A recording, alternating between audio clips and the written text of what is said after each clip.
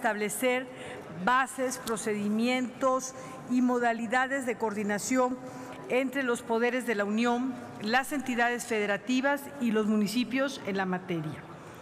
Como sabemos, durante la última década, nuestro país ha atravesado por una crisis de seguridad que rebasa el umbral de la seguridad pública y que está poniendo en riesgo la seguridad interior. Por ello, debemos contar con una ley que legitime y dé certidumbre a las acciones relativas a la coadyuvancia de las Fuerzas Armadas con las autoridades civiles en materia de seguridad interior. Es importante, senadores, señalar que con la presente ley no se pretende que las Fuerzas Armadas estén al frente de las acciones de seguridad de manera permanente. Falso el dicho quien lo dice. Y menos, y mucho menos, es intención del Gobierno de la República militarizar al país, como algunos aseguran. Se establece a la seguridad interior dentro del marco constitucional y de convencionalidad como referentes fundamentales para la vigencia de los derechos humanos.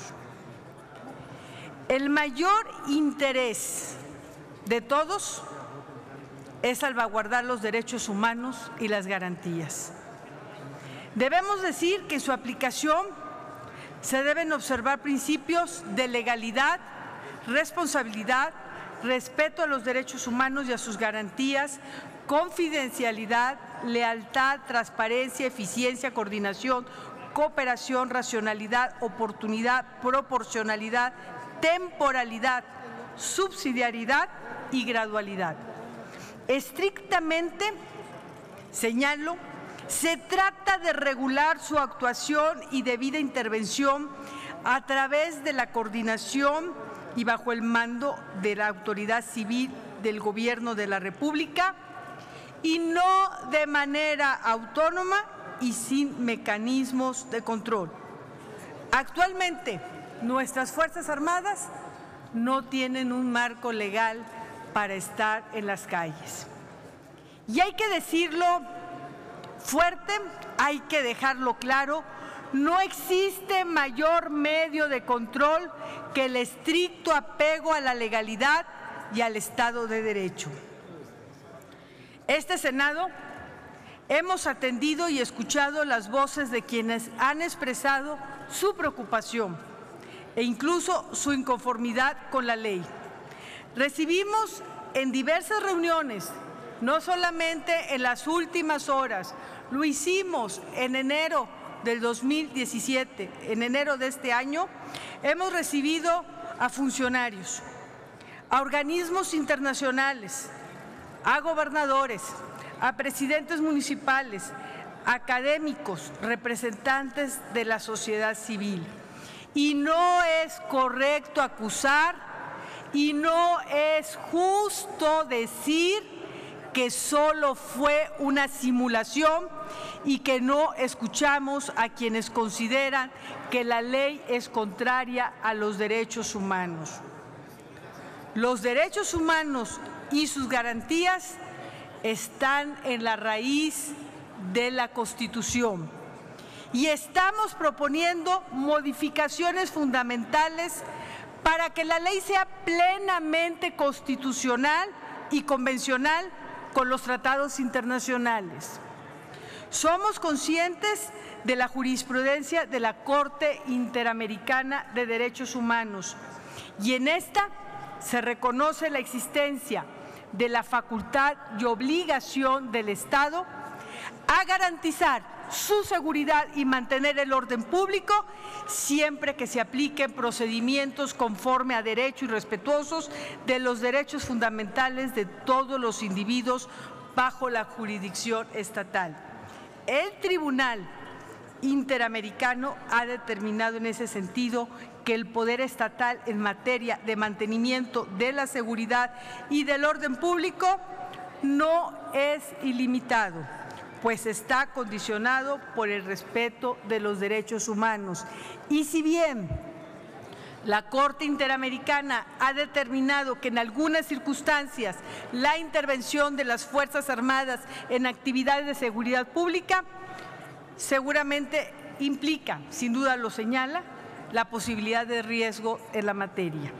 Por ello, los estados deben ser cuidadosos al utilizar las Fuerzas Armadas como elemento de control de los disturbios internos, la violencia interna, situaciones excepcionales y la criminalidad común.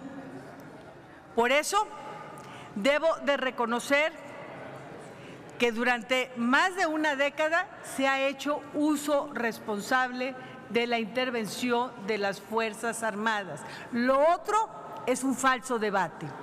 Y advierto que es difícil concluir que el empleo de las Fuerzas Armadas para la realización de tareas de seguridad pública constituye en sí mismo una violación a los derechos humanos, como pretenden hacernos ver. Eso es falso.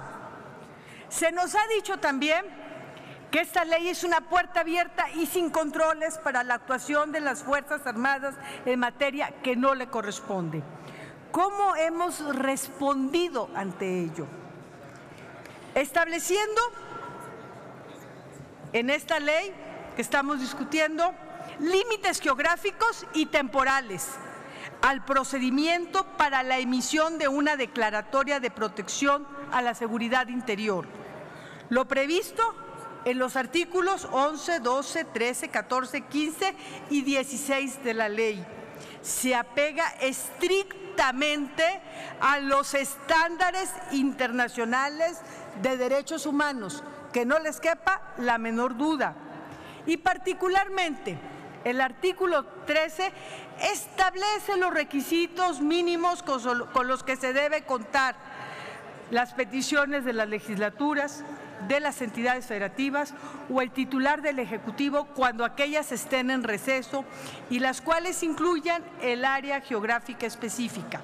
El 14 estipula que el acuerdo de la declaratoria de protección a la seguridad interior debe incluir las entidades federativas o áreas geográficas en las que se realizarán las acciones de seguridad interior, así, y lo subrayo, como la temporalidad de la declaratoria. El 15 menciona expresamente que la vigencia de la intervención federal no podrá exceder de 1 año y únicamente será prorrogable mientras subsista la amenaza a la seguridad interior y siempre que medie una justificación que cumpla con los mismos requisitos que establece el artículo 12. Es decir, contar con la consideración primero del Consejo de Seguridad Nacional y notificarse por conducto de la Secretaría de Gobernación a la Comisión Bicameral de Seguridad Nacional y a la Comisión Nacional de Derechos Humanos, así como publicarse en el Diario Oficial de la Federación, en periódicos o gacetas oficiales de las entidades federativas. La declaratoria es un acto jurídico concreto que puede ser controvertido constitucionalmente. Tiene controles esta declaratoria. Y el artículo 16 faculta al presidente de la República a ordenar acciones inmediatas en los casos en que las amenazas a la seguridad interior representen un grave peligro. Sin embargo, la sujeta a la emisión posterior de una declaratoria de protección a la seguridad interior en el menor plazo posible. Cabe destacar que lo que está previsto en la fracción quinta del artículo 13, la solicitud de intervención de las autoridades federales debe ir acompañada del compromiso de las entidades federativas de atender la amenaza, restablecer la colaboración con la Federación, de acuerdo con el artículo 1 de la Ley de Seguridad Nacional. Lo comento todo esto porque da la impresión que muchos senadores o muchas personas nomás leemos un artículo y lo vemos aislado y no lo ponemos en el contexto primero del marco constitucional y de otros ordenamientos jurídicos. Y entonces andamos diciendo o estamos señalando que estamos poniendo en riesgo no solamente a la sociedad con la militarización, sino que también estamos poniendo en riesgo los derechos humanos. Y quiero destacar que la Declaratoria de Protección a la Seguridad Interior únicamente procede en dos supuestos específicos. Primero, cuando se superen las capacidades de las autoridades competentes. Segundo, exista falta o insuficiencia en la participación de las entidades federativas y municipio. Por lo anterior, me permite concluir que el propósito de la Ley de Seguridad Interior no es convertir la intervención de las autoridades federales en las acciones de seguridad interior en acciones permanentes. Por el contrario, su propósito es sentar las bases, procedimientos, modalidades de coordinación entre los poderes de la Unión, las entidades federativas y los municipios en la preservación de la seguridad interior. Por último, está la necesidad señalada y reiterada de fortalecer a los cuerpos policiales con la finalidad primordial que retomen la legitimidad y el control de la seguridad como fuerza civil, previstas en las fracciones cuarta, quinta y sexta del artículo 23, así como el quinto transitorio. Los convoco a que todos leamos estos artículos, y lo digo con mucho respeto, pero sobre todo el artículo quinto transitorio nos va a dejar muy claro qué queremos para México. Esto significa que las entidades federativas que soliciten la declaratoria deberán presentar un programa, primero con plazos, dos, con acciones y presupuesto para dar cumplimiento al modelo de función policial aprobado por el Consejo Nacional de Seguridad. Segundo, incluir los objetivos respecto al estado de fuerza mínimo requerido, las condiciones de desarrollo policial, así como protocolos, evaluaciones y las unidades operativas y de formación necesarias para el fortalecimiento de las instituciones de seguridad. Tercero, el Secretariado Ejecutivo del Sistema Nacional de Seguridad Pública va a emitir un dictamen de cumplimiento.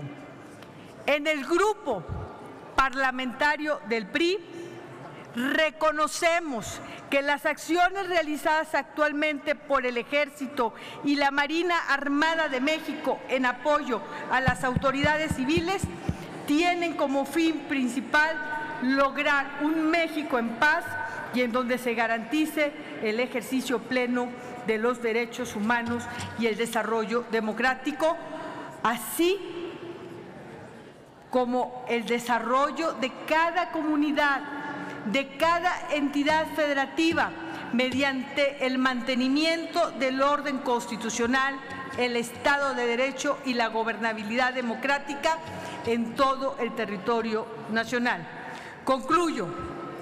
Senadores, queda claro, no se militarizan las calles, al contrario, se pone orden. Muchas gracias.